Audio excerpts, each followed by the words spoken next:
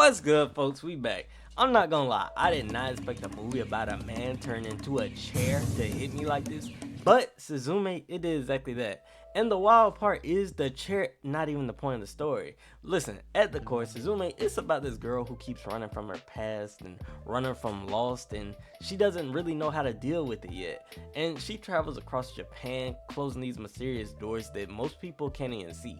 And these places that she go to, it feels quiet and it feels like memories were lost there. And yeah, in the middle of all this, some guy turns into a chair, which sounds goofy, but when you look closer to it, it really feels like a beautiful long journey that feels like it's really trying to tell you something. And Suzume, it was created by Makoto Shinkai, and listen, they created Your Name and Weathering With You, and let me tell you, those top tier. And this one a lot different because it's not really about romance, it's quieter, and I feel like it's a bit more grounded. Because listen, it's about dealing with loss and how everybody else's world keep going and yours feels like it's stuck because you lost someone so important to you. But let's talk about how the story starts off. Now Suzume meets this stranger named Soto, and something about him feels extremely familiar even though she can't explain why. Listen, she followed this man to an abandoned place, schools, town ruins, where she finds this door. And this door, it ain't just some portal of a fantasy world. It's really tied to disasters like earthquakes and places where a whole bunch of memories were lost. And Suzume is on this adventure to close these doors, to save Japan, and also to kind of confront a piece of herself. Now, let's talk about Soto.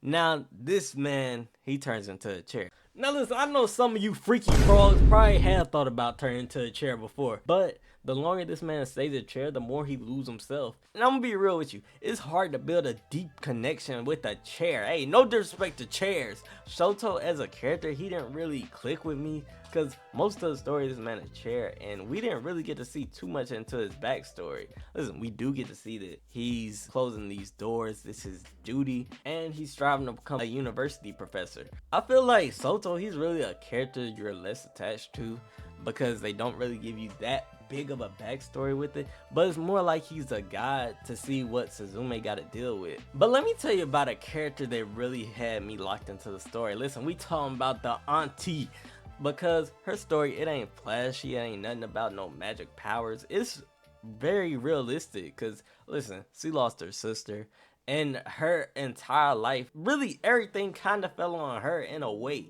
and she didn't have any time to grieve. She just got bills, work, and she got worried about raising her sister's child now, and she really didn't have a say in it. Listen, that scene where she broke down and she basically told her that she never wanted Suzume in her life, and I know it was an emotional moment. Like, I was like, dang,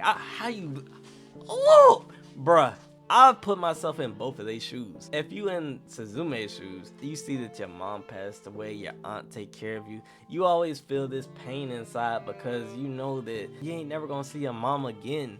And her aunt snapping, tell her that she never wanted her in her life and that she's kind of a burden to her.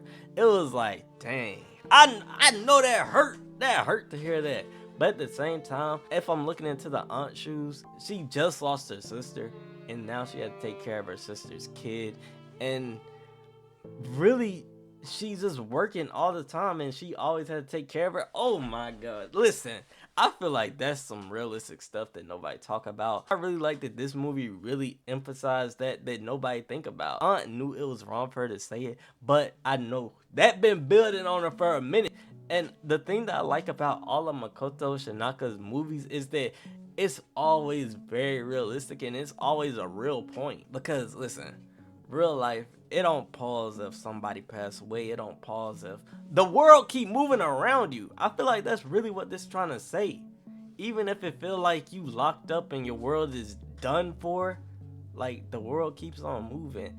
And I feel like the thing that Suzume trying to tell you is that you gotta lift your head up and try to find the good things in life and keep striving. And there's always hope out there. Don't never give up. Like, I ain't gonna lie, This might not be a part of the movie, but a lot of bad things been happening and people giving up on life, and it's really sad. So if you going through something, please get some help. Hey, talk to me if you want to. Listen, I ain't no motivational speaker or nothing, but I really feel like a lot of sad stuff happening. I know we supposed to be talking about Suzume, but I had to be real right there. There a lot of bad stuff going on. If you ever need help, then definitely reach out to somebody. There's always someone out there to care for you. So yeah.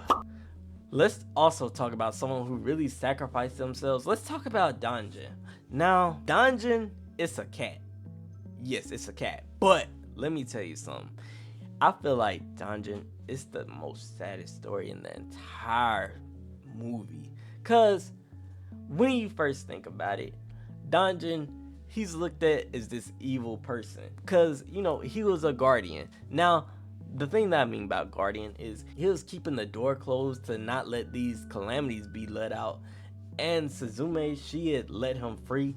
And Danji, after being locked up for 10 plus years, he finally had someone free him and he could finally start living his life. And I will say, in the movie, Danjin, he basically sends his curse to Soto, and Soto becomes a chair because of it. I'll put it in an easier term. Let's say you've been locked up, holding it down for 10 plus years, and someone finally free you.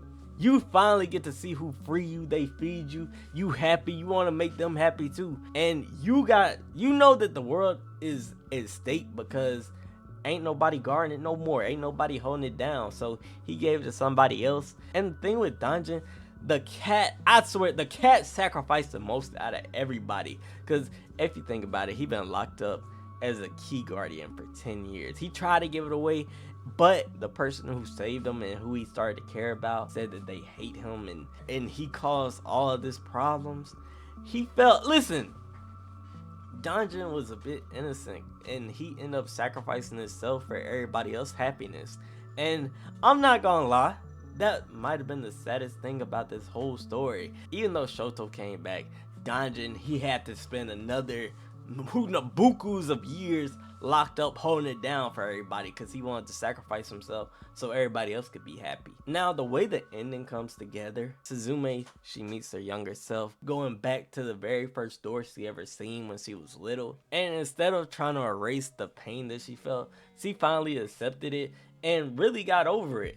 Now, I will say, the thing that really kind of messed me up with the story is that in the end, you get to see that she goes back in time and tell herself everything is okay. Here's what so when you get to the story, you see that Suzume, she goes back and tell her younger self this, and that's why Soto felt so familiar to her. So if you think about it, this whole story just running in a loop for endless amounts of time, and I feel like that's kind of the strange thing about it. Yeah, it's just strange. I feel like that's the only part that's really messed up to me.